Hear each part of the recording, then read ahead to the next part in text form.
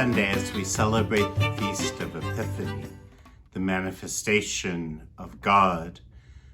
Jesus manifested today in the visit of the wise men, the kings from the East, but also in the church's long tradition, connected with his baptism and with the wedding feast at Cana, this manifestation of Jesus as the Son of God.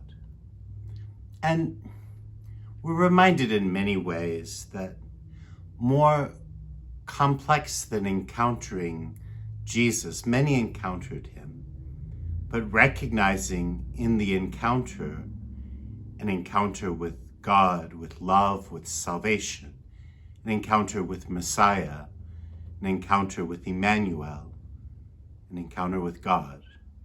That is always more complex. And it's not just a complexity of those who lived in Jesus's day.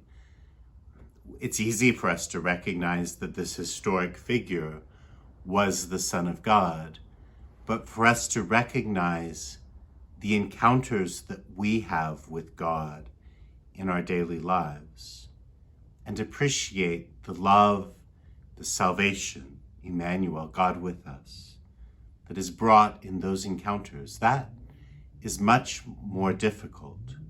And it's the invitation, in many ways, of Epiphany, for us to form the kind of curiosity of the wise men, the heart that was willing to sacrifice and struggle and worship another, the kind of openness that in the baptism of the Lord allowed John to say that he must increase and I must decrease. And in that encounter with the Lord to also find blessing and grace. It's a very daunting challenge that we have as we think this week of Epiphany, of manifestation. And I'd like to face it primarily from the perspective of Herod versus John the Baptist. Because these two men encountered the Lord in very different ways because of themselves getting in the way, and the outcomes were very different. When Herod heard that another king had come on the scene, he was insecure and defensive and small-minded, and ultimately found a way to justify murdering the king and any number of other people in order to protect his own political status.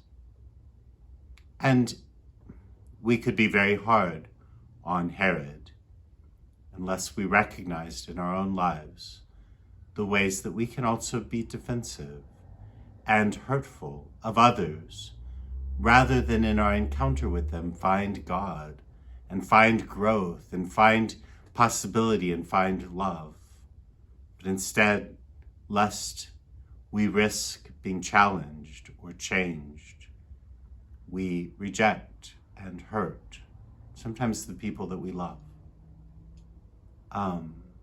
John the Baptist, so different, right? John, who was looking for the Messiah, who on finding him proclaimed him to the people, who sent his own disciples after him, following him, who stated clearly, not only is he greater than I, but I must get even smaller so that he can grow.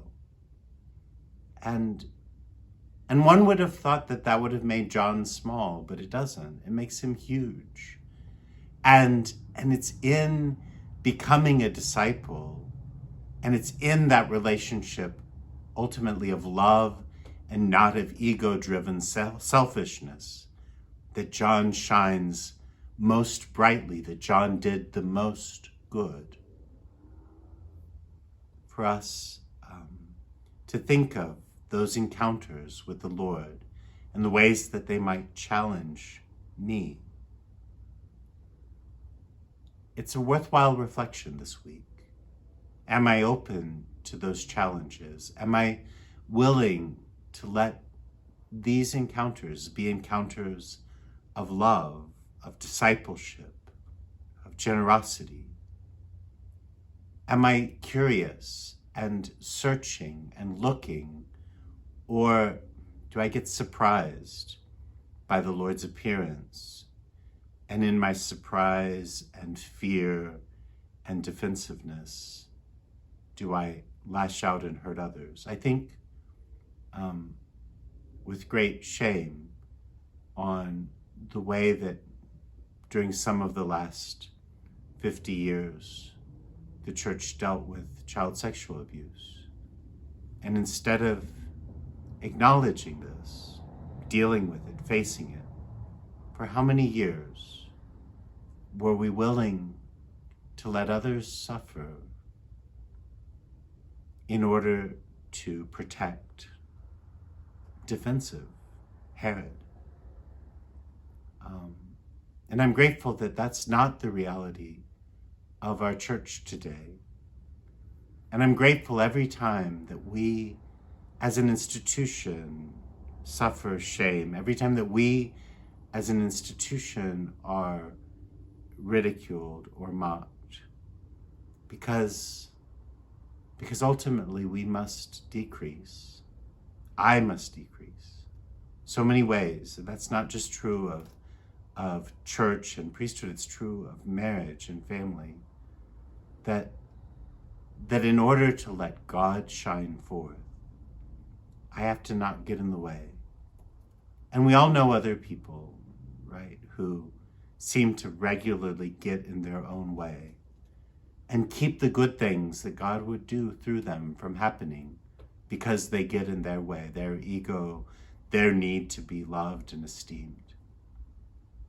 But before we get too upset with Herod and with the bishops of the 60s and 70s, before we point too many fingers at our neighbors and our spouses and our children, I'm going to look deeply this week to see the ways that still I allow defensiveness, protecting myself, to get in the way of the growth, of the love, of the redemption, of those real encounters with God with us, with Emmanuel, with my salvation.